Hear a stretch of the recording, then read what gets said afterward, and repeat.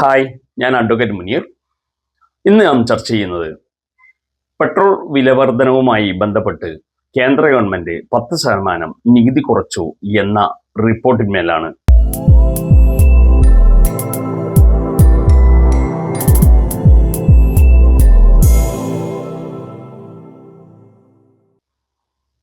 ആദ്യമായിട്ട് നമുക്ക് ആ റിപ്പോർട്ട് ഒന്ന് കാണാം.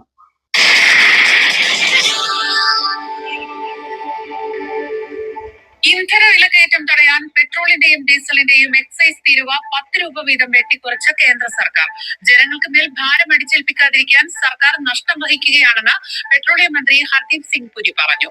മേൽ പ്രഖ്യാപനത്തിൽ നിന്നും ഇതൊരു രാഷ്ട്രീയ പ്രഖ്യാപനമായി നമുക്ക് കാണാവുന്നതാണ്.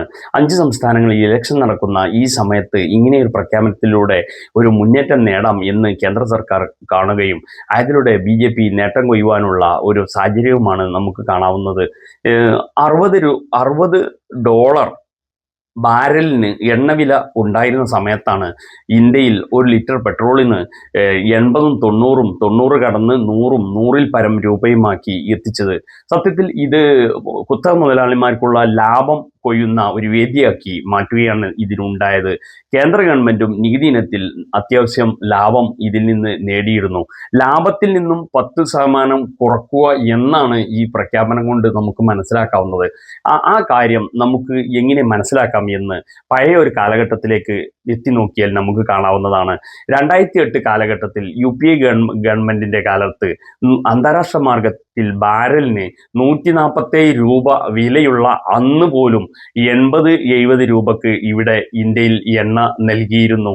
ഇപ്പോൾ സത്യത്തിൽ 140 ഈ യുദ്ധം മൂലം $110 വില മാത്രമേ ഇപ്പോൾ വർദ്ധിച്ചിട്ടുള്ളൂ. ഈ $110 വില വന്നാൽ തന്നെ 100ൽ താഴെ രൂപക്ക് എണ്ണ നൽകാവുന്നതാണ് എന്ന് കണക്കുകൾ കൊണ്ട് നമുക്ക് സ്ഥാപിക്കാവുന്നതാണ്. ഏതായാലും ഈ കാര്യം ഒരു പുതിയ കാര്യമല്ല. ഉമ്മൻചാണ്ടി സർക്കാർ ഉണ്ടായിരുന്ന കാലഘട്ടത്തിൽ ഗവൺമെന്റ് ഇന്ധന നികുതി വർദ്ധിപ്പിക്കുമ്പോഴും കേരളത്തിൽ അത് സ്വീകരിക്കാറില്ലായിരുന്നു. കുറച്ചുകൊണ്ട് ജനങ്ങൾക്ക് ഒപ്പം നിൽക്കുമായിരുന്നു. ഏതായാലും ഇങ്ങനെയുള്ള സ്റ്റണ്ടുകൾ, രാഷ്ട്രീയ സ്റ്റണ്ടുകൾ നമുക്ക് ഇനിയും മറ്റു വിഷയങ്ങളിലും കാണാം. മറ്റു വാർത്തകളുമായി വീണ്ടും കാണുന്നവരേക്കും ഇന്നേക്ക് വിട. നന്ദി, നമസ്കാരം.